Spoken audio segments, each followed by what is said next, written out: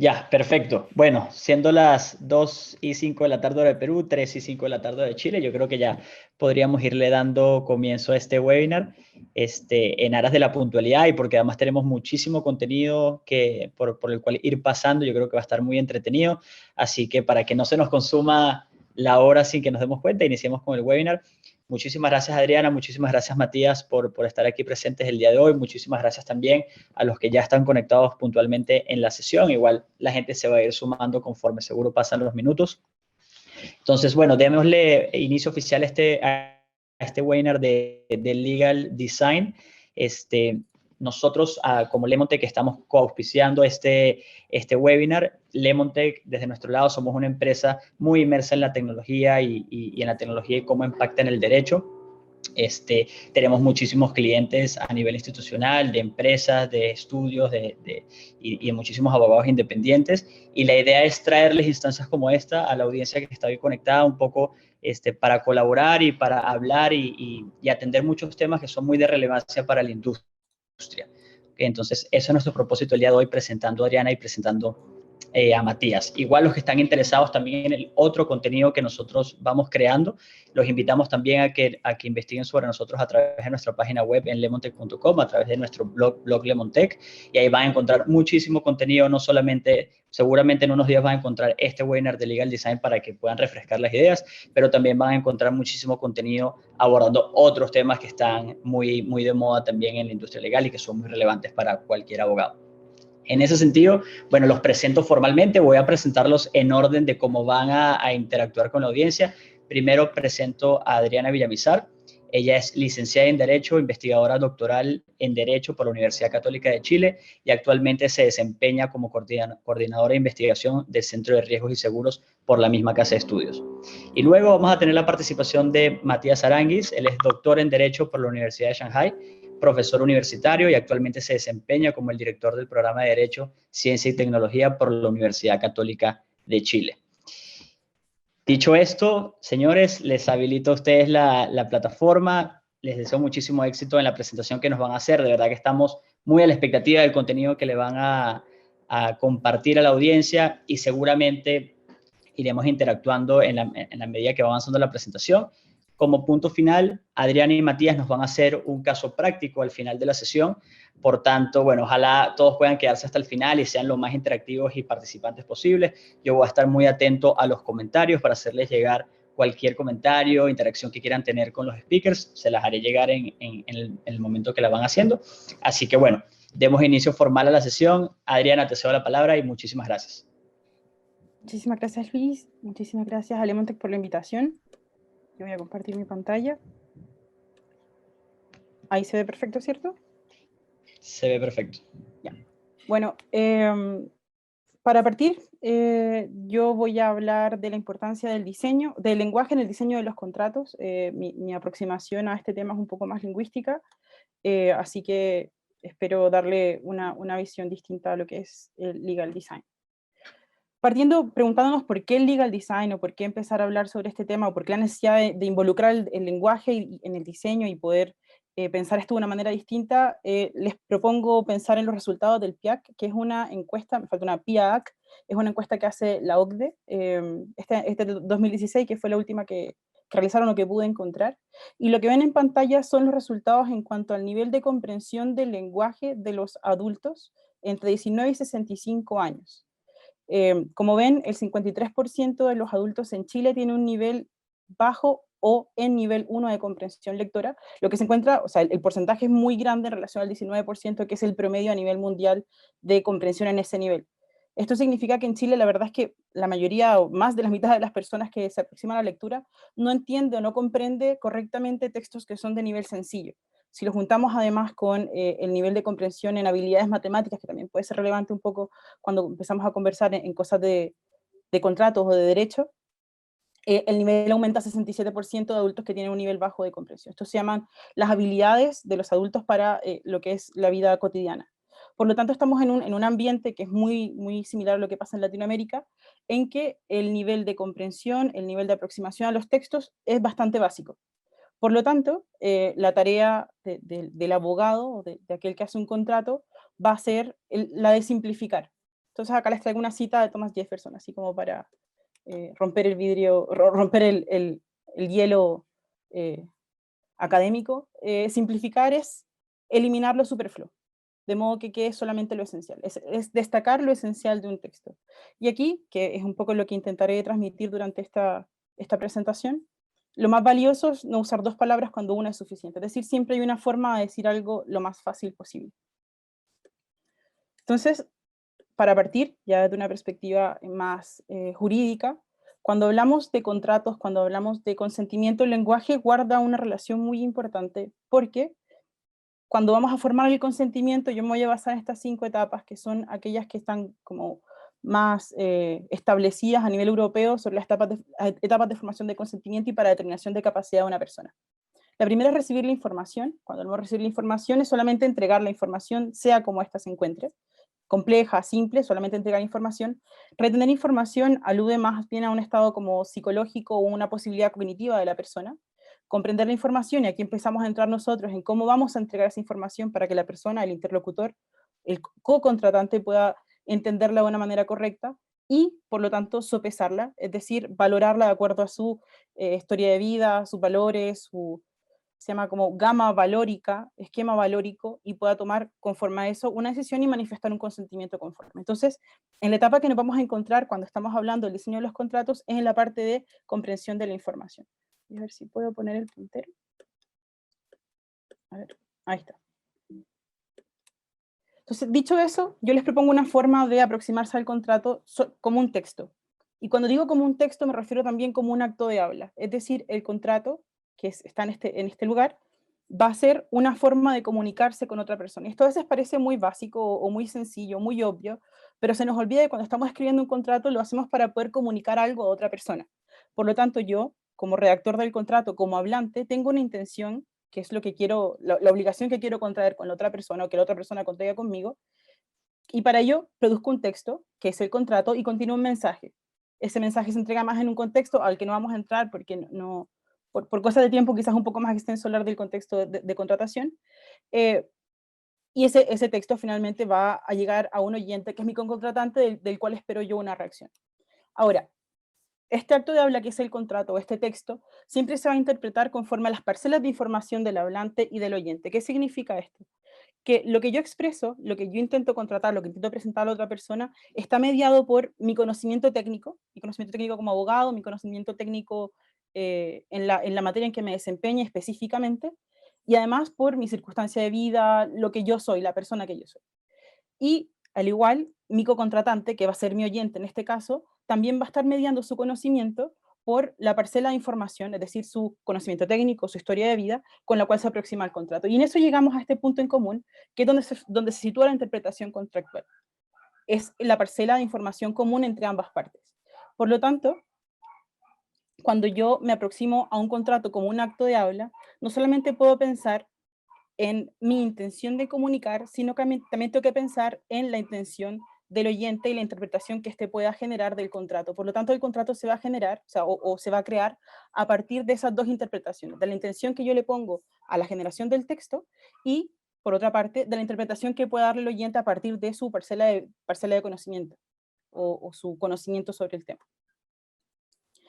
A pesar de eso, a pesar de que el contrato está generado a partir de estas dos interpretaciones y que se genera esta interacción entre las partes, siempre existe una carga en relación al hablante. Es decir, a partir del principio de buena fe que media toda la normativa contractual y que permea todas formas contractuales, se genera el principio de cooperación. El principio de cooperación significa poder favorecer que el co-contratante, la persona que va a cumplir la obligación, pueda realizarlo de la forma más expedita y posible, o sea, de mejor forma posible, de modo que también la información juega un papel esencial ahí. Si la otra persona no sabe qué es a lo que está obligada, difícilmente va a poder cumplir efectivamente con eso. Y también importa en cuanto a la información precontractual, en cuanto a la información que se genera durante el acto contractual.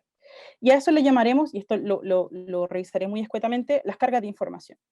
Así solamente para dar un ejemplo en cuanto a normativa y que me parece también es general a todo el derecho continental, traigo este ejemplo que está tanto en el Código Español como en el Código Civil chileno, que habla sobre la interpretación de cláusulas oscuras. O sea, tanto es así la carga de información que tiene el hablante, que en caso tal de que no haya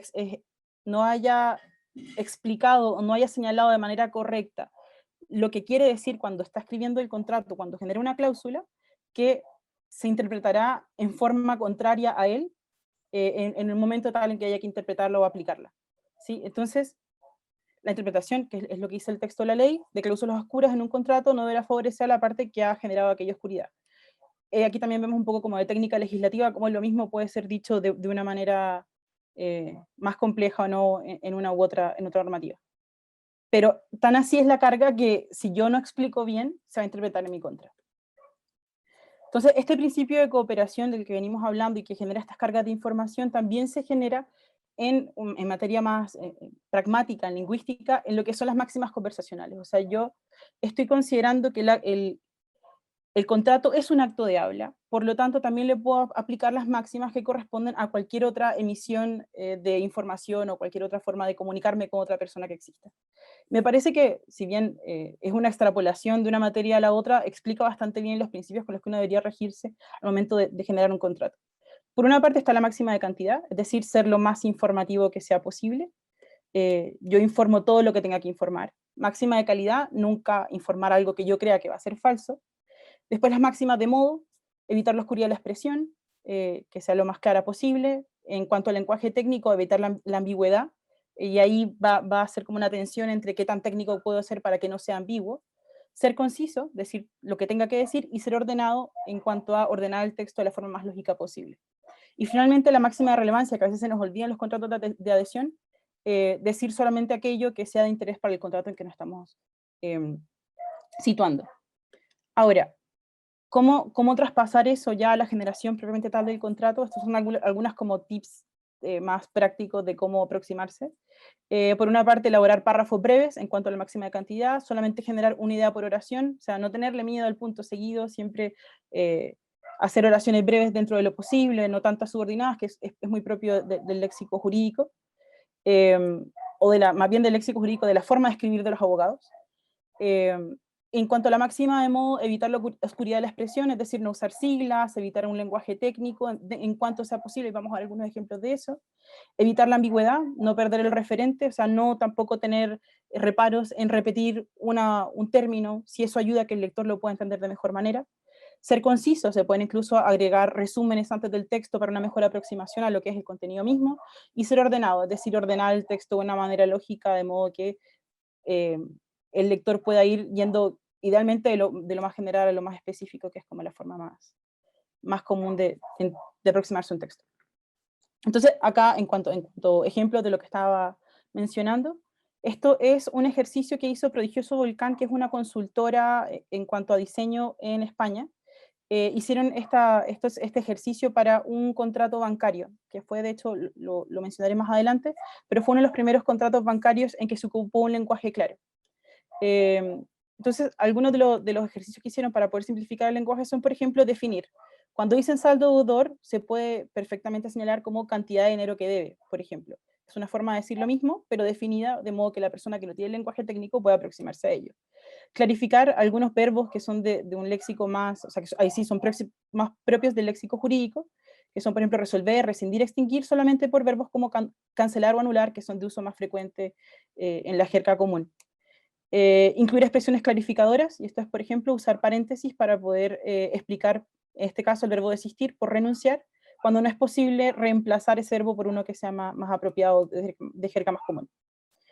Acá les traigo también un ejemplo, esto es de la red de lenguaje Claro Chile, que da esta pauta para uno poder autoevaluar los textos, y uno va tiqueando, pensando en cada una de las consideraciones que uno tiene que tener al momento de escribir, a quién va dirigido, por qué quiere que lea este texto, etc. Entonces también es una forma después de haber realizado el texto, poder reaproximarse a él y revisar si efectivamente uno conscientemente puede aplicar este lenguaje claro o este diseño de contratos más sencillo. Otras consideraciones son, por ejemplo, el uso de glosas. Las glosas son estos recuadros que contienen información que puede ser clarificadora. Por ejemplo, en el caso de términos que son muy técnicos, como salud sexual en este caso, se pueden generar definiciones, que esas definiciones tributen a eso y puedan ayudar al lector a entender mejor a qué se refiere ese concepto técnico en particular. Este es un ejemplo de la ley que prohíbe la esterilización forzada, redactada en lectura fácil, que es una forma más específica que el lenguaje claro para poder generar este tipo de textos sencillos. O bien utilizar imágenes, acá es un ejemplo de un pictograma, la idea es que estas imágenes sean con un buen contraste, que sean siempre homogéneas y que también acompañen al texto, que no sean muy distintas de lo que se está presentando, o sea, lo más similar a lo que estoy diciendo verbalmente. Hay algunas, más que buenas prácticas, experiencias, en cuanto al uso de un lenguaje sencillo, una aproximación distinta al ámbito contractual. Esta es una transformación en un cómic de de las normas de Apple, perdón, se me fue la palabra, de los términos y condiciones de Apple, lo convirtieron en un cómic de modo de poder aproximarse a un público que no va normalmente a leer un texto tan extenso. Acá, por ejemplo, también están las imágenes de Creative Commons, donde se generan estos iconos que ayudan a aproximarse o a entender fácilmente de un solo vistazo a qué se refiere, perdón, cuáles son los permisos para poder ocupar el contenido. Y acá en la mitad es el contrato de CaixaBank, que es lo que les contaba de Prodigioso Volcán, de la consultora, donde se generaron además, y lo que más me interesaría presentarles, las glosas, donde se resalta información importante para que el cliente o el co-contratante pueda eventualmente recordar cuáles son las partes o las obligaciones principales del contrato en que está accediendo. Y en Chile, otros ejemplos, ya esto es, en cuanto a estándares legales, lo que es la ley de sellos, donde se presentan estas como logos grandes y claros en los alimentos para uno poder saber cuál es el contenido que tiene. Ahora, yo no sé si es el mejor ejemplo, porque a veces acá no se transparenta cuáles son los estándares, entonces se empezó a asociar estos sellos a una alimentación saludable y hubo una crítica fuerte en eso, pero sí son un buen ejemplo de cómo entregar información de manera más precisa o más concisa.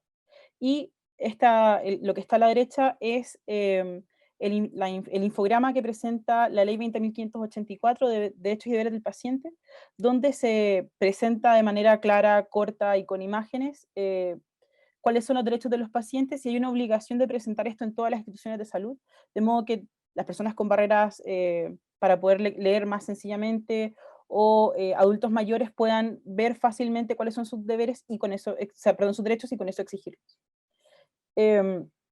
Cosas que me gustaría que quedaran de esta presentación son que siempre cuando uno se aproxima al texto tiene que considerar el contratante objetivo, idealmente buscarlo, idealmente preguntarle si entiende lo que está leyendo, es decir, validar la adaptación que uno hace, validar el texto que está realizando. Y aquí un ejemplo o quizás una herramienta que pudiera servir es el glosario jurídico, el glosario de lenguaje claro, que lo generó la red de lenguaje claro en Argentina, y que puede servir para poder hacer esa traducción del lenguaje técnico a un lenguaje más lego o más sencillo. Por lo tanto, de aquí ya para cerrar, ¿en qué impacta el lenguaje en el diseño o por qué ocupar legal design con un lenguaje claro? Porque esto es una forma de democratizar lo jurídico, es hacer una forma de poder hacer que todas las personas accedan a este lenguaje jurídico y por lo tanto cumplir este deber de buena fe, este principio de buena fe, de cooperación, que se traduce en ser leal con el cocontratante, de modo que se puedan también generar contratos más perfectos porque existe un consentimiento que evita también vicios de nulidad eventualmente y que favorece el cumplimiento de las obligaciones, o sea, si sabe que cómo hay que cumplir, puede cumplirlo mejor, de modo de también disminuir la simetría informativa entre las partes, o sea, generando este estándar simétrico, que es el principio que permea todo el Código Civil en general. Y el desafío más grande que queda, en resumen, en definidas cuentas, el desafío mayor que existe después de pensar en esta aproximación al lenguaje claro es, en la parte de comprender, para quién estoy escribiendo, ¿no? Siempre pensar cuál es el estándar al que yo estoy apuntando, quién es mi cocontratante ideal, es para un niño, es para un adulto mayor, es para una persona que es analfabeta funcional, una persona de determinada edad, hombre, mujer, tener siempre esos sesgos o esas consideraciones al momento de generar el contrato, a pesar de que este contrato pueda ser distribuido de manera más masiva. Entonces, es situarse en esto y realmente pensar cuál es el objetivo del texto.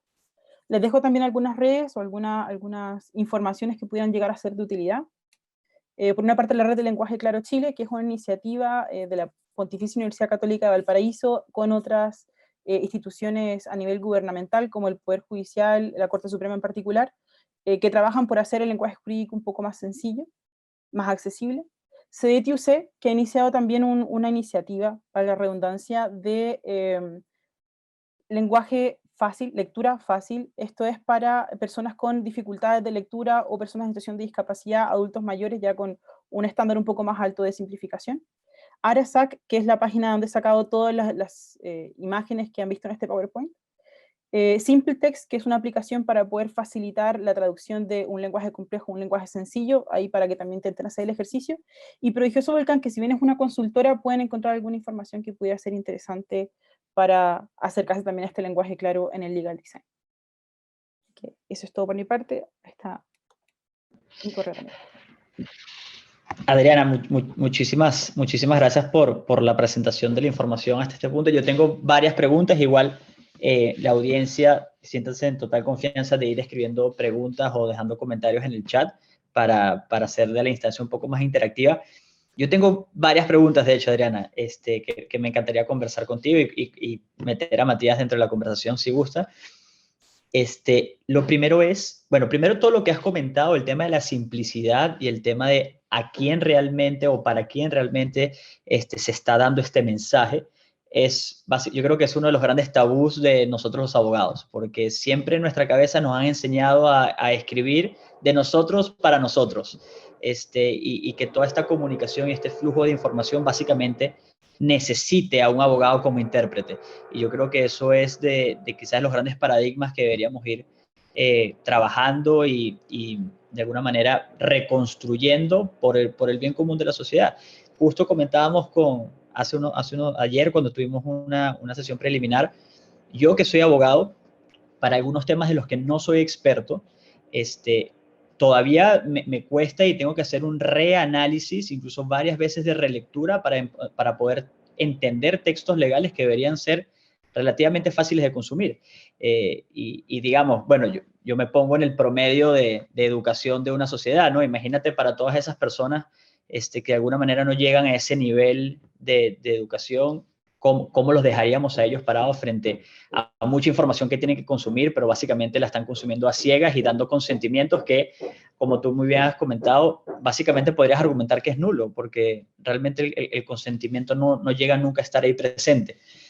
Yo tenía una pregunta puntual, que es, por ejemplo, hablaste del lenguaje técnico y la posibilidad de a veces utilizar lenguaje técnico. Los términos que utiliza, por ejemplo, el legislador se consideran técnicos, o sea, los términos que hoy un día utilizamos en los libros, en las aulas, que el legislador utiliza para publicar leyes, ¿eso es considerado lenguaje técnico o más bien podríamos no considerarlo técnico y por tanto los abogados también tendríamos una responsabilidad de digerir ese contenido como es propuesto en primera instancia? Yo creo que hay algunos conceptos, no son todos los que dice el legislador los que pueden ser considerados técnicos, ¿no? Hay algunos conceptos en particular que tienen una definición legal y que requieren esa definición legal para poder ser aplicados. O sea, igual como uno lo que va viendo, no sé, cuando se aproxima una evaluación en el mismo derecho, uno dice, bueno, esta es una definición legal. Y quizás esa definición legal no pueda ser modificada, pero eso no implica que no pueda también llevar una ayuda a lo que es esa definición legal. Y eso es donde entra un poco la glosa, ¿no? Si yo no puedo modificar este texto por un concepto que sea símil y que no implique una ambigüedad en lo que yo estoy señalando, puedo siempre agregar estas glosas laterales o estas definiciones laterales que puedan ayudar a la persona a acceder a ese conocimiento o a esa información de una manera más expedita y más real. Sí, porque si yo digo, no sé, por ejemplo, caducidad del plazo, que vamos a adelanto un poco el ejemplo, pero no, caducidad del plazo, caducidad del plazo puede que sea un concepto legal y puede que si yo quito ese concepto no se entienda lo que voy a señalar o tenga un grado de ambigüedad, pero sí puedo definir qué es caducidad del plazo en esta glosa adicional o en esta explicación lateral. Entonces, creo que, no sé si respondo bien la pregunta, pero a lo que es concepto técnico, no todo lo que es derecho es concepto técnico, y si hay algo que sea imposible de traducir, siempre lo puedo explicar. Es mi consideración en ese punto. De acuerdo, no, súper bien explicado. Y también sobre el concepto de ambigüedad, quería preguntarte si conoces de algún ejemplo real donde se ha declarado, por ejemplo, que una cláusula, no sé, me imagino, pongo algún ejemplo de un contrato de seguros o de un contrato financiero, que son básicamente contratos de adhesión. ¿Hay algún ejemplo donde donde se haya declarado la ambigüedad de una cláusula y en ese sentido condenado quizás a esta empresa de seguro o a esta institución financiera en ese sentido. O sea, también me interesa un poco como ahondar o quizás aclarar en qué es ambiguo realmente. O sea, como qué considerarías tú que es ambiguo y cuáles serían las recomendaciones, aparte de las que has dado sumamente bien, pero en el contexto de hoy, por ejemplo, cuando a ti te llega un contrato, ¿qué de ahí considerarías ambiguo y qué cambiarías inmediatamente?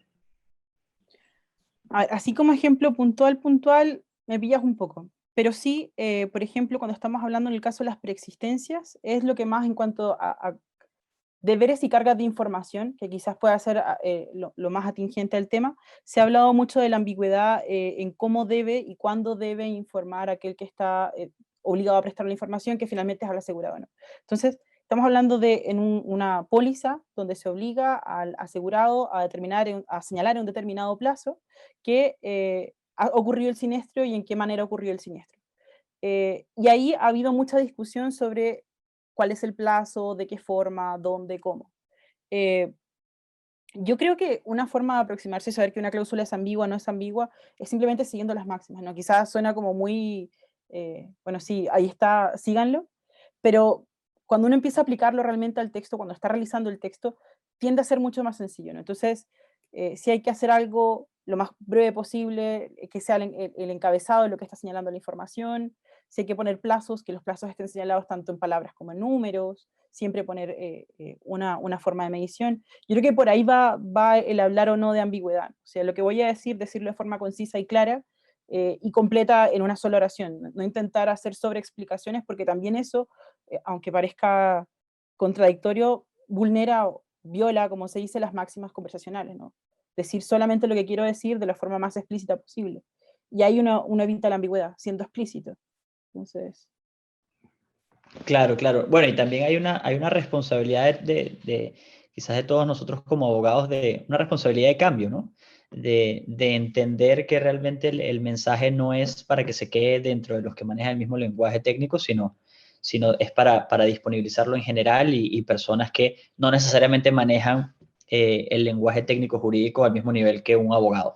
Entonces, yo creo que ahí hay una conversación muy interesante que además, bueno, quizás no nos metamos tan de fondo ahí y ya le voy a dar el pase a Matías, pero hay como ese paradigma, romper ese paradigma de para quién escribimos y no complacer a nuestro propio ego, que yo creo que eso nos pasa mucho a los abogados, de estudiamos tanto durante tanto tiempo que ahorita queremos todo lo que vamos produciendo, lo que queremos que venga cargado con este lenguaje, pero la realidad es que al final del día eso no satisface la finalidad, ¿no? Por la cual estoy escribiendo un documento, que es que se entienda y que todas las partes estén claras del mensaje.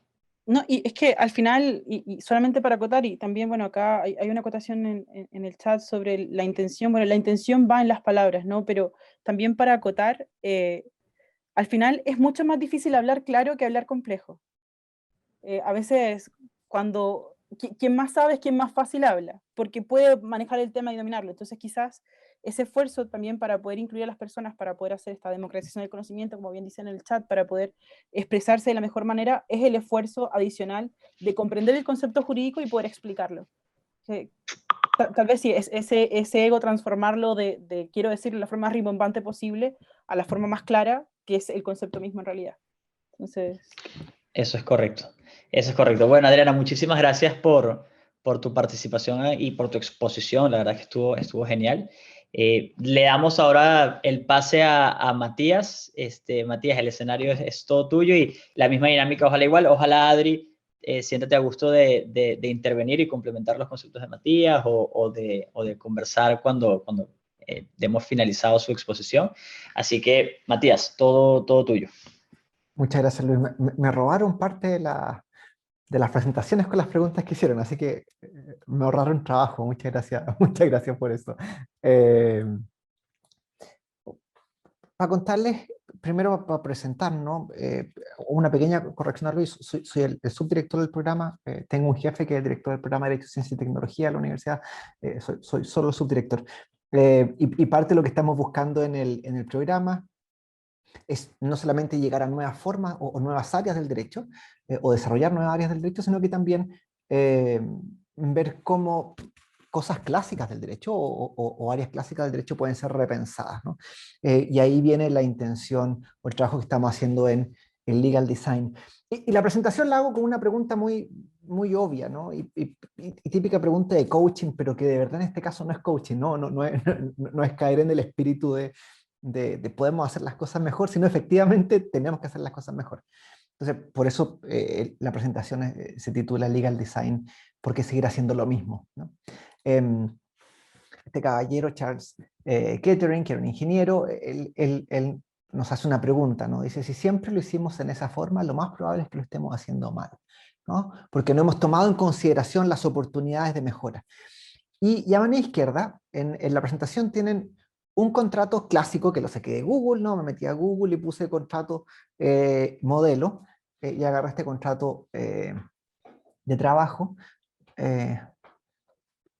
que es clásico, ¿no? O sea, yo creo que esto lo hemos visto 1000 veces cuando revisamos un contrato en la profesión, pero la pregunta es si es suficiente este trabajo, ¿no? Si al repetir por años la forma estamos cumpliendo, y particularmente, como decía Adriana, y como bien después volvía al punto Luis, si conseguimos efectivamente consentimiento, ¿no? Y en el chat, Cristian Calderón, además un conocido de nuestra casa, nos pregunta, bueno, ¿qué es lo que pasa con la intención de los contratantes, ¿no? ¿Qué es la que prima? Entonces, la pregunta es si los contratos, ¿no? Y esta es la primera pregunta que hay que hacernos, si los contratos son capaces de manifestar correctamente la intención de los contratantes, ¿no?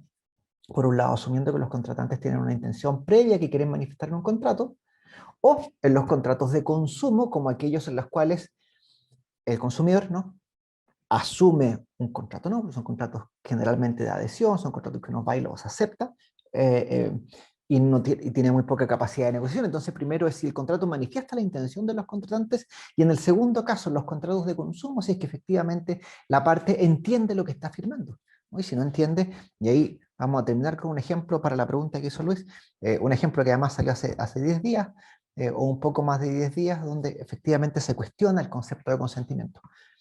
Entonces, en este caso de un contrato laboral clásico, la pregunta es si hay alguna forma de hacerlo bien. Y tenemos un súper buen ejemplo, ¿no? Este es un contrato que se hizo bastante famoso el año pasado, si no estoy equivocado, un contrato de una fábrica de chocolates, que además qué cosa más buena de ser ir a trabajar en una fábrica de chocolates, en Holanda, ¿no? Y ellos, esta es parte del contrato. Disculpen, esto es solamente parte del contrato, el contrato es más largo, pero es interesante cómo el contrato va haciendo un flujo de procesos, ¿no? Para decirlo técnicamente, y en ese flujo de procesos va explicando cuáles son las obligaciones de la parte, las obligaciones que son relevantes para la parte. Entonces dice, parte con cuál es tu nombre, ¿no? Cuándo se firma, qué sé yo, cuál va a ser tu rol, si tienes días de probation period, o sea, periodos en que está en revisión, si es que la persona se debe mantener, etc. Y el contrato va de una forma amable, tanto en la forma visual como en el lenguaje, explicando, ¿no?, al trabajador cuáles son sus obligaciones para con la empresa y cuáles son las obligaciones de la empresa para con el trabajador. Entonces, este es un ejemplo típico de presentaciones de legal design, ¿no?, porque es un contrato muy bonito y además es muy visualmente bonito, ¿no? Es atractiva la forma de escribirlo y además el trabajo es muy atractivo, ¿no? El trabajar en una fábrica de chocolates holandesa. Entonces, nos viene la pregunta, ¿no? ¿Hay algo distinto que hacer? Claro que lo hay, ¿no? Y la pregunta es, cuando las cosas se pueden hacer distintas, si es que valen la pena, ¿no? Si es que valen la pena, y vamos a llegar a esa pregunta. Entonces, sabemos que hay una forma distinta de hacer las cosas, ¿no? Y la pregunta es si es que se justifica esa forma distinta, y vamos a tratar de armar el argumento en esa dirección, ¿no? Si es que se justifica hacer cambios como este, ¿no? Si es que tiene algún valor real que se pague. Nosotros, con respecto a la visualización de las normas, tenemos buenos ejemplos, ¿no? Y aquí simplemente son dos ejemplos: el signo pare, ¿no?, que es mundialmente conocido, ¿no? Y el segundo ejemplo, que esto no es una norma jurídica, sino más bien una norma social, de instrucción en este caso, tengo una foto de un hospital, donde por medio de líneas te va llevando a diferentes lugares, ¿no? En ambos casos hay instrucciones visuales las cuales nos permiten, ya sea en el primer caso por consenso, ¿no? Nosotros por consenso entendemos que el signo par es ese, y en el segundo caso por intuición, nosotros logramos aprender cierta información, ¿no? Entonces, la visualización de normas es posible, uno, lo tenemos incorporado, dos, y vamos a ir viendo si es que esto genera mejores resultados. Ahora, con el signo par es particularmente interesante porque por muy sencillo que sea, ¿no? ¿Qué es lo que significa el signo par? ¿No? Que no tiene que parar, no tiene mucha más dificultad que eso. Pero si nosotros lo pensamos un poco más, no transmite mucha más información. Primero estamos llegando a un cruce, ¿no? Segundo, hay que bajar la velocidad al punto de pararla, ¿no? Tercero, si es que viene otro auto, o viene una persona, etcétera, ellos tienen la preferencia. Entonces es interesante ya el hecho de que por consenso nos transmite toda esta cantidad de información, o al menos 3 instrucciones, ¿no? Estamos llegando, nos estás informando que estamos llegando a un cruce, que tenemos que bajar la velocidad al punto de detención completo y que efectivamente si viene otra persona, o otro auto, o un peatón, etcétera, ellos tendrán la preferencia del paso. Hay cierto consenso ahí, ¿no? Tenemos normas por consenso que visualmente entendemos. Ejemplos como este tenemos muchísimos, ¿no? Particularmente por las normas de tránsito que tenemos que aprenderlas, ¿no? Y ejemplos de intuición, tal vez un poco menos, ¿no? Un poco menos de normas que no directamente se nos expliquen, pero sí que nos pueden dar mejor forma de acercarnos al conocimiento. Pero esto es para mostrar que sí tenemos normas visuales en el derecho, o las normas jurídicas en general. Ahora la pregunta de eso es, cuando nos piden escribir un contrato o una ley, ¿no? Pero asumimos que nosotros somos más bien abogados y no legisladores, cuando nos piden escribir un contrato, ¿cuál es el objetivo del contrato? Y ahí me sumo a la pregunta que hacía Adriana en su presentación anterior, ¿no? ¿Cuál es el objetivo de escribir un contrato? Fuera de los objetivos jurídicos, ¿no? Pero directo. Entonces aquí puse un par de posibles objetivos. No, primero, representar a nuestro cliente con respecto a sus intereses, ¿no? Eso es lo más obvio. Yo tomo el contrato y manifiesto cuáles son los intereses que busca mi cliente, que es lo que él trata de poner en clave jurídica, por ejemplo, un negocio, ¿no? Que no viene en clave jurídica, sino que viene en una clave comercial, yo lo traduzco o lo encripto, ¿no? Lo traduzco a clave jurídica. Segundo, y esto es en la tónica de la presentación de Adriana y de la mía, buscar el consentimiento del cliente, ¿no? O sea, es importante que el contrato pueda conseguir que se dé un consentimiento libre e informado. Lo cual parece que se va perdiendo, ¿no?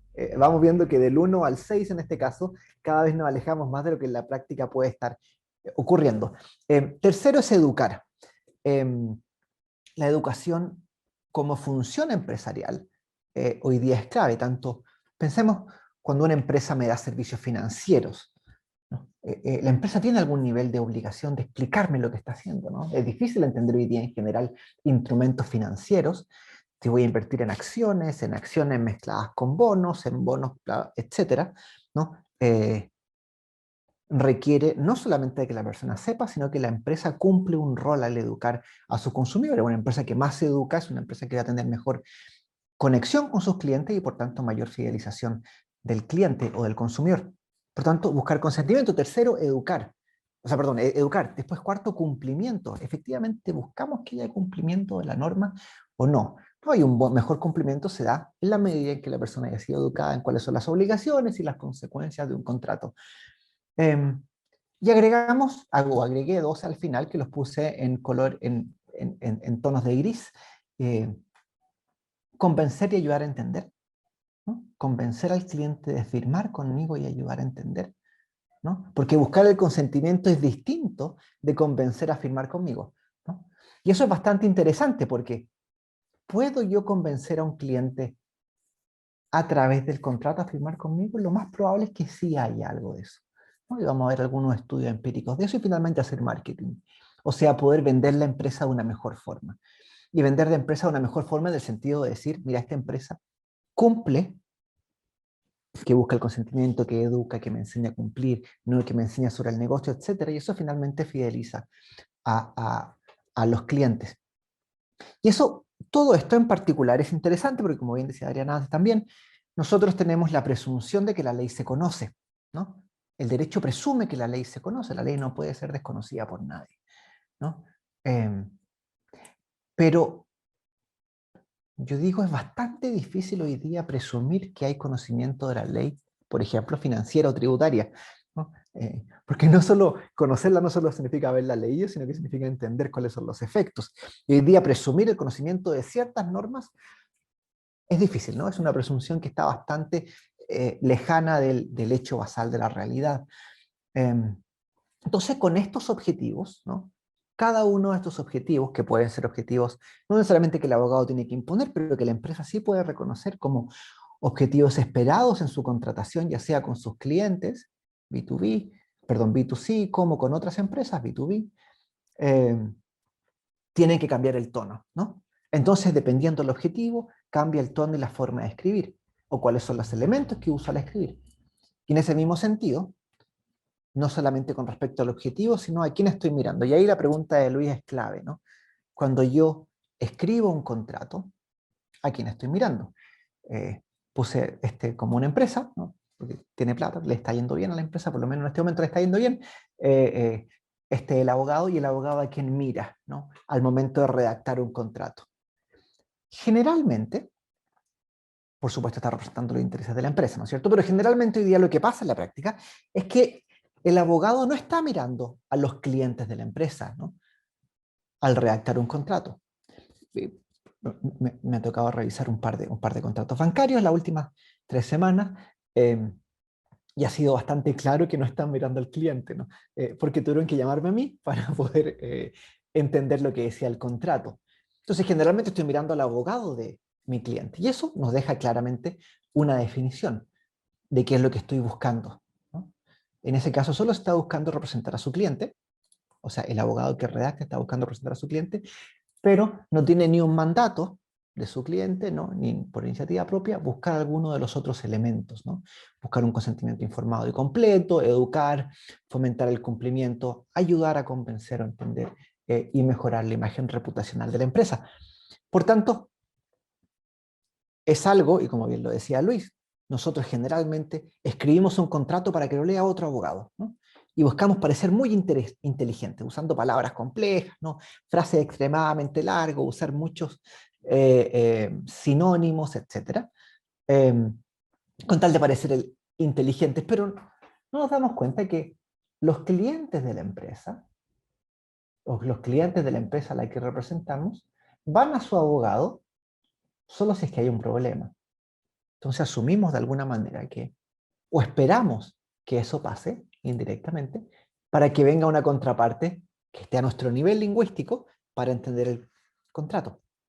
Entonces, si nosotros de nuevo somos capaces de identificar, no digo necesariamente que una forma sea mejor que otra, sino que digo si somos capaces de identificar los objetivos del contrato, ¿no? Y si somos capaces de identificar quién va a leer el contrato en primera instancia, que puede ser perfectamente un abogado. Estamos hablando de una fusión entre dos compañías, lo más probable es que sea bastante adecuado que lo escriba a nivel de abogado, porque lo van a revisar los abogados de la contraparte, ¿no? Pero si estoy pensando en contratos de consumo, tal vez es más adecuado que el lenguaje, el nivel de información, el tipo de información, la forma de entregarla, sea distinta, ¿no? Y eso nos genera un desafío importante, porque hay mejores formas de hacer las cosas, ¿no? Hay mejores formas de hacer las cosas que nos genera, que era posible, como lo vimos antes, y hoy día que nos genera posibles resultados distintos, ¿no? Y vamos a poner un par de ejemplos de eso. Si hoy día nosotros vemos que esto, identificando quiénes son los clientes, ¿no? Hoy día pongo 4 ejemplos.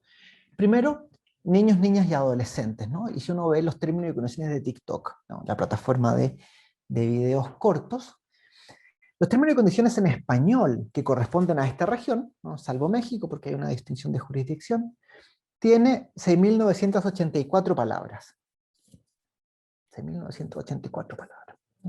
TikTok, el 25% de los usuarios de TikTok tiene entre 10 y 19 años. Por tanto, al menos un cuarto de los usuarios de TikTok, lo más probable es que no vayan a entender esas 6.984 palabras. Ustedes pueden leerlo, está en la página, pongan términos y condiciones de TikTok y lo van a encontrar. Por tanto, ahí hay una desconexión, ¿no? Entonces, cuando los sujetos entre 10 y 19, sin tomar en consideración las normas de consentimiento, que claramente a los 10 no se dan, pero si los sujetos que van a firmar o abrir una cuenta en TikTok entre 10 y 19 años, hoy día no están recibiendo información de una forma que ellos puedan procesarla y, por tanto, aceptar, consentir, participar en la plataforma, ¿no? Primer ejemplo de problema. Segundo posible sujeto es un abogado corporativo, que lo más probable es que no tenga ningún problema, porque hoy día toda la lógica está entre abogados, ¿no? A nivel de abogados de lingüística. Entonces el abogado corporativo, como posible lector del contrato, no nos genera ningún problema. Pensemos en un CFO o en un gerente financiero de una empresa. Y aquí ejemplos hay muchos, y no solamente estamos hablando de coeficiente de consumo, asumamos que un gerente financiero, ¿no? Un Chief Financial Officer, es una persona que tiene el conocimiento para entender este tipo de documentos, sin embargo no tiene tiempo, ¿no? Y eso es bastante interesante, porque hoy día cuando los que le han tocado participar en el proceso de due diligence, en el due diligence, al momento de adquirir una empresa, puede llegar a tener 300, 400 páginas tranquilamente. Lo cual un CFO no va a leer 400 páginas para ver si es que hay riesgo o no al momento de adquirir una corporación. Y por eso se han creado, y aquí pongo el link si a alguien le interesa, se han creado diseños de cómo entregar la información de una forma resumida, ¿no? De una forma que, sin ser 300 páginas de texto, le dé la información suficiente a alguien que tiene poco tiempo para leer, ¿no? Entonces, la pregunta es, si un CFO, que su hora debe ser muy cara, ¿tiene tiempo para leer 300 páginas antes de adquirir una empresa? Lo más probable es que no, pero por diligencia lo tenga que hacer igual. ¿Puedo yo entregarle la información de mejor manera y optimizar su tiempo? Sí. Entonces, no solamente sean consumidor, ¿no? Aquí tenemos un ejemplo donde una persona con formación suficiente para entender el tipo de documentos, por diferentes objetivos, tiempo, ¿no? Puede recibir la información de otra manera. Y nos vamos al usuario Lego, donde el usuario no abogado, el usuario de a pie normal, donde lo más probable es que la mayoría de estos contratos no los entienda, ¿no? Cualquier contrato bancario, de seguros, médico, de consumo, lo más probable es que no lo entienda. Entonces, ahí sí tenemos efectivamente una oportunidad de mejora. Espera, Nikos dice, la dificultad al entregar los términos y condiciones de uso, así como también la política de privacidad, puede vulnerar los derechos de datos personales del usuario y el titular de datos, más cuando se trata de menores de edad. Súper buen punto, y voy a ir, Nikos, a ese punto. Entonces, pongamos tres casos, ¿no? Tres casos clásicos. Uno, un contrato clásico, donde lo más probable es que el proceso sea que te llame un cliente, uno diga, voy a escribir un contrato, lo escriba y se lo devuelva al cliente. Y hay algún tipo de feedback, ¿no? La segunda opción, contratos pensados con legal design, es un proceso más largo porque el cliente llama al abogado, el abogado tiene que reunirse de alguna forma o tener el feedback de stakeholders, o sea, de clientes, de contrapartes, etcétera, de posibles actores que van a estar relacionados por el contrato, ver cuál es su entendimiento, ¿no? Después juntarse con otros profesionales distintos de la abogacía o distintos del derecho, diseñadores, ingenieros, generar flujos, transmitir la información de una forma distinta, terminar, volver a ser revisado por el abogado, finalmente entregárselo al cliente. Entonces sabemos que esto funciona así, y la pregunta es, ¿vale la pena hacerlo? Por consentimiento yo tiendo a decir sí. Desde el punto de vista profesional, digo, es un trabajo mucho más caro. Por tanto, es mucho más caro porque incluye otros profesionales, que incluye más tiempo en la redacción y en la preparación de cada documento. Por tanto, nos conviene por un lado porque sí se puede cobrar más caro, ¿no? Hay una formación o hay un trabajo en formación del documento mucho más rico, ¿no? Nos enfrentamos a más personas y tenemos interacción con otros profesionales, y finalmente nuestro cliente tiene un producto con mayor valor agregado. Por tanto, es más caro, ¿no? Pero es mayor valor agregado. Ahora, la pregunta de los dos, ¿cuál genere mejor consentimiento? Lo más probable es que en el segundo, y ahí ya se pierden los problemas de vicio. Y después tenemos que ingresar a lo que también está llegando, ¿no? Que son los contratos de smart contracts, o los contratos que se ejecutan o se escriben, perdón, en algún sistema de red distribuida o de blockchain, que nos permiten hoy día escribir en código, ¿no? Obligaciones contractuales, pero eso se puede dejar para otra charla que hagamos con Lemontech en el futuro. A la pregunta de Luis, ¿alguna cláusula últimamente que hable sobre el consentimiento? Mira, la Corte Suprema Italiana el 25 de mayo, o sea, hace 2 semanas, ¿no? Pensando en la ley europea, o el reglamento europeo de protección de datos, habla sobre el consentimiento, ¿no? Y este era un caso donde había un algoritmo que lo que hacía era perfilar a las personas, ¿no? Un algoritmo inteligencia artificial, entre comillas, que perfilaba a las personas. Y ellos dicen, el consentimiento es válido solo si se expresa libre y específicamente. Hasta ahí estamos súper bien en lo que entendemos. Y después dice, el requisito de conocimiento no puede considerarse satisfecho, el requisito de conocimiento de la parte que acepta, no puede considerarse satisfecho si el diseño del algoritmo y los elementos que lo componen permanecen desconocidos o no pueden ser conocidos por las personas afectadas. Aquí no solamente pide que la persona sepa cómo funciona y cuáles son los elementos que contiene, sino que en alguna medida pide que la persona tiene que entender cómo funciona un algoritmo. Sin eso no hay consentimiento válido, dice la Corte Suprema Italiana. Es interesante, ¿no? Porque si le pedimos un algoritmo, desde la lógica de la definición de un algoritmo como set de instrucciones, lo más probable es que el contrato tenga la misma lógica. Yo no solamente tengo que entender cómo funciona, ¿no? Sino que tengo que entender los elementos que lo componen y cuál es el funcionamiento de la contratación. Una súper interesante pregunta. Ahora, para no adelantarme, estoy un poco atrasado de tiempo, así que me quedan dos slides y termino. La profesora Estefanía Pacera, que se le quieren buscar, es una de las pioneras, las que más trabajo ha producido, hizo un estudio empírico de qué es lo que generaban los contratos cuando tenían representación visual, ¿no? Y de su investigación empírica demostró, o mostró su investigación, que en general los clientes tienden a considerar más confiables a las empresas que tienen visualización de contratos, ¿no?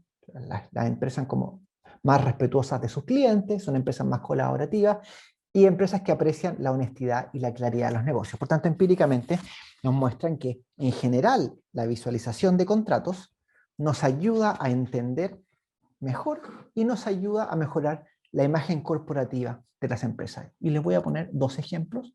Uno, lo que está haciendo ahora Apple Store, que es la plataforma de administración de aplicaciones de Apple, quien por soft law, ¿no? Porque en el fondo ellos le ponen las obligaciones a otras aplicaciones, de decir, usted, si quiere promover su aplicación en mi plataforma, que hoy día es un commodity de las plataformas, ¿no? Porque yo me puedo ir a Google Play o Apple Store y va a tener lo más probable es que en un 90% de las mismas aplicaciones, dice, Apple le pide a las empresas que simplifiquen, como bien dice Nichols, los términos y condiciones, ¿no? Entonces, ¿qué información usted está tomando? ¿No? ¿Y qué hace con la información? O sea, el principio de finalidad en el consentimiento del tratamiento de datos personales, ¿no? Y uno puede decirle a la empresa, acepto o no. Entonces me reducen las 6.900 palabras que tiene TikTok y me las reducen a un par de imágenes y qué es lo que van a hacer con mi información, ¿no? En este caso es la plataforma la que genera un valor agregado, la plataforma la que forma un estándar de entrega de información suficiente para los clientes. Y un último ejemplo, y con esta es mi última slide, ¿no? Es un ejemplo que hay en Chile. En Chile tenemos una empresa que es una administradora de fondos financieros, y ellos entregan los informes de inversión con una aplicación tan sencilla como esta. Entonces uno sabe cuánto dinero puso, depósito neto en X y lo ganado en X, ¿no? Y la gente puede efectivamente entender mejor cómo funcionan sus finanzas, cómo ha funcionado el movimiento de sus finanzas. Por tanto, la obligación de reporte, que es una obligación que tienen las instituciones financieras, se cumple, ¿no? Y se cumple bastante mejor que cuando un banco o institución financiera manda algo como esto. Las dos fotos sacadas de internet, ninguna personal. Bastante más porque logro entender qué es lo que está pasando. Entonces, esta es la presentación. En resumen, ¿no? El poder hacer las cosas distinto, ¿no? Es posible, lo vimos, ¿no? Genera un valor, sí genera un valor dependiendo de los objetivos que nosotros determinamos, ¿no? Ese valor no solamente es para la empresa y para los consumidores, sino también para el abogado. Nosotros somos capaces de entregar un valor agregado distinto, y esto además de todos los beneficios que puedan ser desde el punto de vista del marketing, ¿no? Son beneficios desde el punto de vista jurídico, porque en el entendimiento actual que estamos teniendo de consentimiento, ¿no? Mejora el consentimiento que las partes entregan a la hora de firmar contratos. Eso. Muchas gracias. Muchísimas gracias, Matías, por tu intervención, por tu explicación. La verdad es que la encontré genial. Creo que mencionas y explicas de manera muy prolija muchísimos temas que en verdad son relevantes para la industria actual. y que yo creo que hoy en día cualquier abogado necesitaría adoptarlas, no solamente por las cosas que tú has mencionado, sino también por incluso dar un mejor servicio. Y esas son como las tres cosas que anoté, porque al principio de la explicación yo creo que en mi cabeza yo me preguntaba a mí mismo, ok, aparte de quizás el beneficio social que puede tener este tipo de iniciativa, ¿por qué un abogado realmente debería salirse de su camino e invertir? Porque al final del día uno tendría que hacer algún tipo de inversión, en tener este mecanismo adoptado. Y el solo hecho de la percepción que tienen tus clientes sobre ti, que eran los 4 pilares que mostraste en una de las diapositivas, yo creo que eso te separaría muchísimo de la competencia, ¿no? Ahí creo que tienes ganas de ampliar el concepto. No, te estoy escuchando, nada. Okay. Ya hablé suficiente, ¿no? O sea, eso por un lado, el tema de la percepción. Luego, que también lo mencionaste, cosa que yo no lo había imaginado a priori, pero me hace muchísimo sentido, que interesante la idea sobre la cual un producto, entre comillas, más sencillo podría ser más rentable para el abogado. Es simplemente un cambio, ¿no? Un cambio estructural. Hagamos la cosa distinta. Eso no implica, digamos, más desarrollo, sino todo lo contrario. Echemos para atrás un par de pasos y hagamos esto de una forma más sencilla, y que sea disponibilizable para todo el mundo. Entonces, yo creo que para los que están dentro de los que están acá en el webinar y escuchándote y escucharon a Adriana también, hay un atractivo muy palpable, muy fácil de capitalizar, y para hacerte también, digamos, separarte de tu propia competencia, que hoy en día, por ejemplo, a mí personalmente no me ha tocado trabajar todavía con alguien tan virtuoso que ya esté aplicando esto en su día a día. Y eso justo me lleva a una de las preguntas que hace una de las invitadas y participantes en el webinar. Andrea Vera, desde Perú, hace una pregunta que yo también me la hice en algún punto de la presentación. ¿Cuál ha sido la reacción de las autoridades inspectivas o judiciales luego de verificar este tipo de contratos con uso de gráficos en Chile? En Perú hay una tendencia a simplificar, pero hay mucha resistencia de la autoridad. Y justo uno de los ejemplos era un contrato laboral. Por ejemplo, ¿cómo la autoridad de supervisión laboral se tomaría un contrato de este tipo? Por lo menos en Chile y desde tu perspectiva también. Aquí entramos a imaginativa, ¿no? Porque no hemos llegado todavía a ese tipo de contratos a revisarse. Este va a ser un ejercicio de exploración. Mira, por un lado, ¿qué antecedentes tenemos para responder a esa pregunta? Al menos el Poder Judicial en Chile, y Adriana ahí puede dar mejor luces que yo, está trabajando hace bastante tiempo en una política de lenguaje claro, ¿no? En la redacción de la sentencia. Entonces ellos al menos están en camino de que hay formas más claras de buscar consentimiento. Y segundo, y sería más que una predicción, sería una defensa, ¿no? Por el contrato, yo le diría al tribunal, o el tribunal creo que debiese tomar en consideración decir si efectivamente lo que se firmó en el contrato está claramente expresado. Mi impresión, y los estudios empíricos así lo demuestran, es que la gente entiende más y mejor cuando tiene texto, o sea, perdón, cuando tiene imágenes. Por tanto, el consentimiento sería un consentimiento mejor dado o más completo, ¿no? Porque a diferencia como lo pensamos en una lógica binaria, no es como que hay o no consentimiento, sino que hay niveles de consentimiento en la medida en que yo entiendo la información que se me entrega. Entonces, mi impresión sería que primero, lo más probable es que se ría el magistrado que tenga que revisar este tipo de contrato, y después de reírse diría, sí, funciona. No lo vería como algo particularmente malo. Yo creo que sería como un 2.0, ¿no? O sea, una mejora. No sé qué piensas tú, Adriana. Yo creo que siempre hay un poco de resistencia cuando se trata de innovación, pero sí el parámetro tiene que ser la claridad, ¿no? La falta de ambigüedad en el texto mientras sea lo más claro posible. Ahora, las imágenes, quizás también adelantamos un poco el ejemplo, siempre van acompañadas con algo que clarifique la forma en que se va a presentar la información. O sea, las imágenes solas rara vez ayudan completamente, salvo un diseño muy claro, muy específico que existe, pero siempre y cuando no exista ambigüedad, sea lo más claro posible, yo no creo que haya una resistencia mayor. Sobre todo, claro, en esta iniciativa de red de lenguaje claro que existe y que lleva ya varios años funcionando en el país. Claro. Y ustedes dirían quizás como una buena práctica, porque yo me imagino, no sé, me pongo en el papel quizás de un abogado especialista en derecho laboral que trabaja para una empresa importante de consumo masivo o por una importante empresa minera. Eh, ¿Qué pasos recomendarían ustedes para este tipo de empresas para que efectivamente no se vean quizás con el infortunio de elaborar un contrato de este tipo, pero que después no sé, la autoridad laboral diga, no, a mí no me funciona este formato, la verdad es que muchas gracias por tu innovación, pero eso queda para otras áreas del derecho.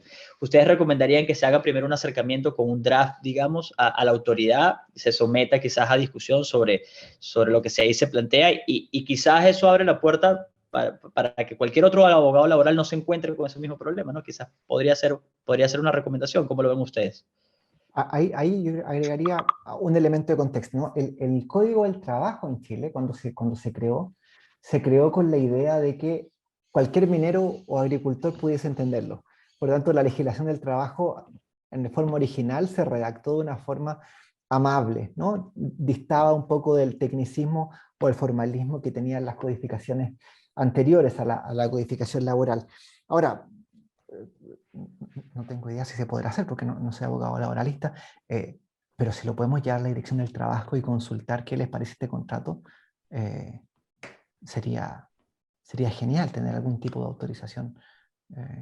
Pero no sé si alguien del público es laboralista, esa vez se puede hacer. No trabajo en temas de trabajo, entonces no sé si Adriana sabe, pero si uno pudiese ir a consultar, yo sé que uno va a consultar otras cosas, pero no sé si uno va a poder ir a consultar contratos a la dirección. Si alguien sabe. Claro, Que nos cuente en el claro, chat. claro. Bueno, esa pregunta queda pendiente de respuesta entonces para una siguiente instancia, pero bueno, mira, tenemos a un montón de abogados conectados al webinar, así que de repente la tarea está en como grupo y consenso de gremio, ir a buscar esa respuesta, ¿no? Y quizás alguno nos las traiga en una oportunidad siguiente. Matías, voy a ir respondiendo algunas preguntas que estoy viendo entre el chat y el módulo de preguntas. Te las voy a ir haciendo y a ti, Adriana, porque supongo que hay algunas que son más específicas para alguno. Pero aquí hay una pregunta quizás sencilla de responder. ¿Cuál sería la diferencia, en tu opinión, Matías, entre tu objetivo 5, el de convencer y ayudar a entender, y el de simple consentimiento?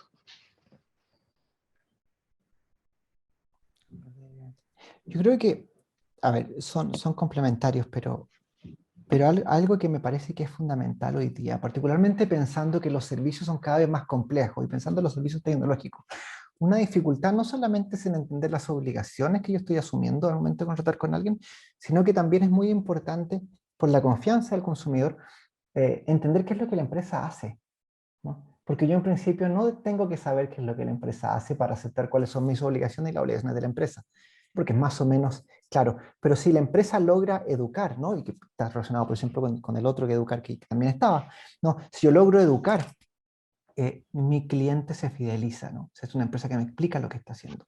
Y particularmente en áreas como las finanzas, ¿no? Como en seguros, como todas estas áreas que son un poquito chino mandarín, ¿no? Que uno no sabe bien qué es lo que pasa back office, qué es lo que pasa detrás.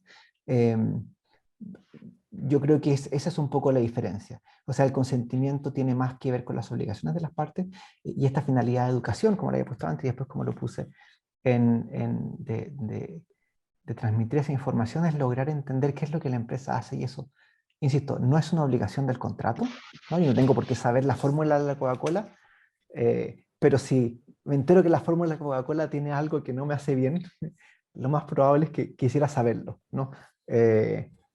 Tal vez un mal ejemplo, pero va en esa línea. Eh, De acuerdo, muchas gracias por esa respuesta.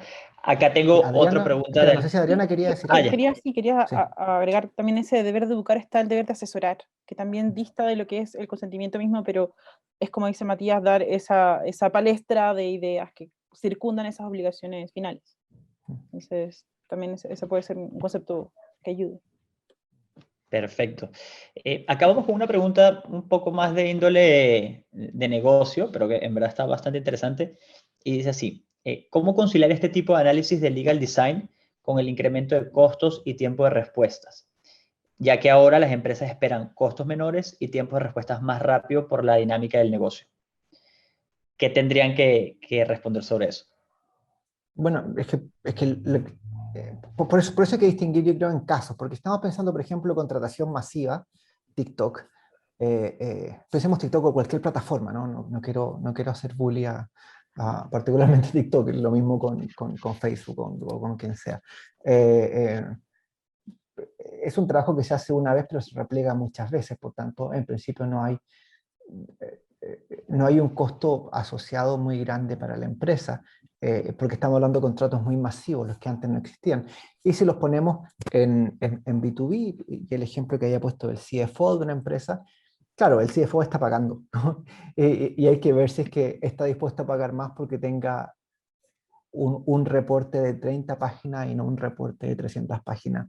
No, efectivamente, claro, es más caro, pero una vez que uno hace la maqueta del diseño, uno puede generar estos informes de forma automática. Por tanto, la automatización nos permite simplificar muchos de estos sistemas de legal design o de estas formas de presentación de legal design una vez que se hacen, ¿no? Después simplemente se pone el input en lo que sea una base de datos y eso genera resultados. Por tanto, si bien es un punto importante a considerar, ¿no? Lo más probable es que no tengan todo tipo de contratación esta facilidad. Hoy día estamos hablando de que en general los contratos son bastante estándares y por tanto la masividad nos permitiría resolver ese problema. Sobre ese problema. Claro. Una pregunta, Adrián y Matías, perdón, Adrián, que te interrumpa. Estamos un poco pasados de la hora, Sí. sin embargo, la conversación está interesantísima. Solamente quiero saber si ustedes dos disponen un poquito más de tiempo para terminar de responder las preguntas. Y me quedan 2 o 3 preguntas pendientes y con eso estaríamos. No, ningún problema. No sé si Adriana, ¿qué quería decir tú? No, yo iba a comentar sobre lo que decía Matías de hacer esta maqueta previa que se asocia también con la validación, ¿no? Lo que yo mencionaba, validar con el objetivo y eso permite la replicabilidad más perfecta. Entonces, claro, hay una inversión inicial que quizás parezca más alta, pero con una replicabilidad más perfecta se evitan muchas judicializaciones y vicios posteriores. Entonces, en ese caso también pensar en un equipo interdisciplinario que pueda trabajar antes. Claro, y yo también, sin ser necesariamente experto en la materia, me gustaría como agregar, más que un costo, o más que esto sea un costo para la empresa, realmente o sea, hay una diferencia entre costo e inversión. Realmente esto requeriría una inversión a corto plazo que realmente se va a materializar probablemente en ganancia con el tiempo. ¿En qué tipo de ganancia? Bueno, ahorro de horas hombre, probablemente ahorro de las contingencias que pueden salir relacionadas de la confusión de la interpretación de una cláusula o de la ignorancia de la misma persona con la que está firmando ese contrato. Entonces, o de cualquier otra contingencia legal que te puede salir producto de la desinformación o de no haber entendido bien la finalidad del contrato. Así que más que un costo, yo creo que es una inversión que probablemente se pague muy bien en el tiempo. Acá hay otra pregunta interesantísima que también no la hemos conversado en el panel de hoy, pero creo que está bueno responderla. Dice, muchísimas gracias por la presentación, muy de acuerdo con que menos es más. Sin embargo, ¿dónde está el límite de la simplificación? Esto no contribuye a la pobreza léxica, a la subestimación de la población y a los desincentivos de la autosuperación del aprendizaje. La búsqueda de la extrema simplificación no arriesga a la ambigüedad en algunos casos. Bueno, los dejo a ustedes responder. No sé, Adriana, si quieres partir yo Sí, no, igual yo tengo una opinión respecto a la idea de simplificar como subestimar. Yo no pienso que simplificar sea subestimar. De hecho, es estas cláusulas que conversamos que para mí son muy claras porque uno dice, tengo que informar lo que es necesario informar. No necesariamente porque uno no ocupa un léxico más complejo significa que la otra persona, o que piensa que la otra persona sabe menos, sino porque es una forma más perfecta de comunicarse. Ahora, también hay que ser consciente que no porque yo presente un léxico más complejo, eso va a hacer que la persona necesariamente vaya y busque qué significa cada una de las palabras que estoy señalando en el contrato, ¿no? O sea, también hay una cosa de economía de tiempo y de contexto social que no se puede desconocer. Y de posibilidades de superación en contextos sociales. O sea, estamos hablando de muchas veces personas que son de mayor edad y que ya no se escolarizaron en la época que correspondía como circunstancialmente, o estamos hablando de personas que tienen barreras cognitivas, o que este tipo de contratos significa una barrera para un mejor desarrollo, un mejor desempeño social. Entonces, no pasa solamente por simplificar como por decir, qué sé yo, sencillo en vez de fácil, no sé, como buscar sinónimos que sean de uso más frecuente, sino decir las cosas de manera más perfecta, de manera más clara. No me parece que eso se contradiga con la posibilidad de que por otros medios uno pueda educar a las personas, como decía Matías, deber de asesorar, deber de educar y deber de perfeccionar la participación económica, jurídica y social. Claro, y que además creo que me lo habías comentado, Adriana, en conversaciones anteriores, ¿qué tomamos como estándar al día de hoy? O sea, ¿quién es el estándar del día de hoy? ¿Una persona con título universitario o una persona que de repente no terminó los primeros grados de colegio, por ejemplo? Entonces, ahí yo creo, y sobre todo, y eso es una pregunta que, bueno, casi que te diría que tiene mucho que ver con el contexto que estamos viviendo en Latinoamérica en este momento, que es de querer tapar realidades a veces, o tapar el dedo tapar el sol con un dedo, ¿no? Eh, la realidad es que vivimos en un contexto donde ese no es el hombre promedio, o ese no es la persona promedio. O sea, Y atender esa realidad, y quizás salimos un poco de nuestra burbuja y de los gremios y del tipo de grupos con los que nos movemos, que probablemente siendo abogados sean todos bastante educados, pero ahí volvemos al punto de la finalidad, ¿no? ¿Para quién realmente estoy haciendo esto? no, Muy bien con lo que partía, perdón Luis, el ¿no? 67% de las personas en Chile son analfabetas digitales o lo eran al menos en el 2016, no creo que la cifra haya variado para mejor desde la época. Entonces, estamos en un contexto en Latinoamérica en general de analfabetas funcionales, de personas que saben leer, saben escribir, pero que no entienden lo que leen. Y no podemos tampoco desconocer, como dices tú, esa realidad. Claro, y yo creo que Matías también, o sea, en esa misma línea hizo una aclaratoria súper buena, que es, bueno, probablemente cada contrato y cada conversación de este tipo tenga su propio contexto y habría que evaluarlo conforme a ello, ¿no? Probablemente haya conversaciones donde efectivamente sí valga la pena entender que tu contraparte o tu interlocutor va a ser un abogado, por tanto el lenguaje que vamos a utilizar en esa conversación va a ser distinto, pero como muy bien dijeron, cuando el contrato está dirigido al masivo, a la población en general, quizás ahí el estándar no podría ser un hombre promedio con título universitario, ahí el estándar tendría que ser personas con discapacidades, personas de repente en un cierto nivel de analfabetismo y que hasta ellas pudieran entender el compromiso que están adoptando cuando suscriben este tipo de contratos, ¿no? Y bueno, ahí también... Sí, perdón, simplemente quiero decir que ahí hay dos elementos, ¿no? Que nuestro derecho de contratos nace de una lógica filosófica liberal, ¿no? O sea, asume que las personas son completamente responsables de sus actos, ¿no? Y la responsabilidad viene en la medida, como decían ustedes dos, ¿no? De cuál es la persona media. Lo cual es una tendencia filosófica que la realidad la contradice, ¿no? Las personas no tienen todas las mismas capacidades, ¿no? Y lo importante es buscar en ese sentido, reconociendo que el mundo no es como se entendía en el mundo liberal, decimonónico, ¿no? Es entender que lo que busca una empresa, lo que dice buscar, por ejemplo, en contratación masiva, es la eficacia. A ti lo que te interesa es que sea eficaz, ¿no? No te interesa otra cosa, y que sea eficaz es cómo conseguir que el mensaje, la información, llegue a la mayor cantidad posible de la forma más perfecta posible, ¿no? Entonces, la eficacia es lo que se busca, más que una concepción clásica, liberal, de que cada uno se las debe arreglar por sí mismo. Entonces, la empresa hoy día, si no, no existiría, por ejemplo, derecho del consumidor, ¿no? Si no eliminamos todas las áreas donde lo que hace el derecho es equiparar la cancha en aquellos que tienen menos capacidad de negociación o tienen menos capacidad de entendimiento, menos capacidad de poder adquisitivo frente a otros, ¿no? Porque si no, todo sería derecho civil. Entonces es interesante pensar que cuando nosotros tomamos en consideración que la simplificación puede producir pobreza en el lenguaje, pero no significa que tiene que producir pobreza en las ideas, ¿no? Y lo que es importante en este caso es la eficiencia, ¿no? Es la eficiencia como concepto económico, ¿no? Lo que le importa a la empresa es que esto llegue a la mayor cantidad posible de personas y de la forma que ellos puedan entenderlo y reducir, por tanto, las contingencias jurídicas posteriores,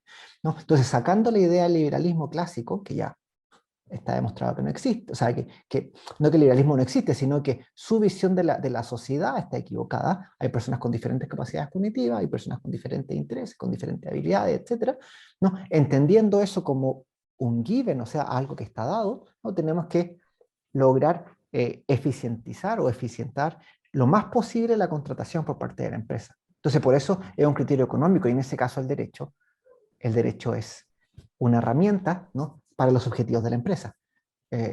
No es quien tiene que definir los objetivos de la empresa. Y en eso súper claro, no por simplificar el lenguaje uno va a simplificar las ideas, porque lo importante es seguir transmitiendo toda la información. Y un comentario lingüístico solamente, el lenguaje no se empobrece porque el lenguaje es una herramienta en uso, es un ser vivo prácticamente. Entonces, salir un poco también del normativismo lingüístico, ¿no? Que solamente lo que está en la RAE, mientras más palabras conoce, si bien eso permite describir mejor el mundo, más palabras es conocer mejor el mundo, el lenguaje es una herramienta en uso, es un ser vivo y se mueve conforme las necesidades de la sociedad al final. Entonces, excelente.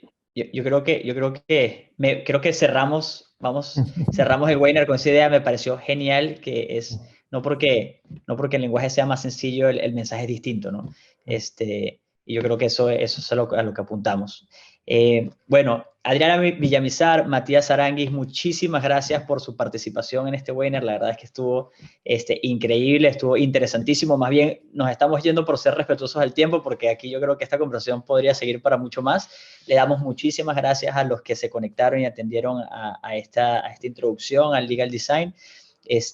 Pueden seguir a Adriana como Adriana B en LinkedIn, a Matías Aranguis en LinkedIn. A nosotros nos pueden seguir siguiendo también en lemontech.com. Pueden ver nuestro blog, ahí tenemos muchísima información donde va a estar este webinar sobre Legal Design, pero hay muchísima otra información que también es de relevancia y les aportaría mucho a la gestión de los abogados. Así que les dejamos con esa información y con eso nos despedimos. Muchísimas gracias a todos los que participaron. Les mandamos un gran saludo. Muchas gracias, Luis. Muchas gracias, Lemontech. muchas gracias. Chao, chao, cuídense. Chao, chao.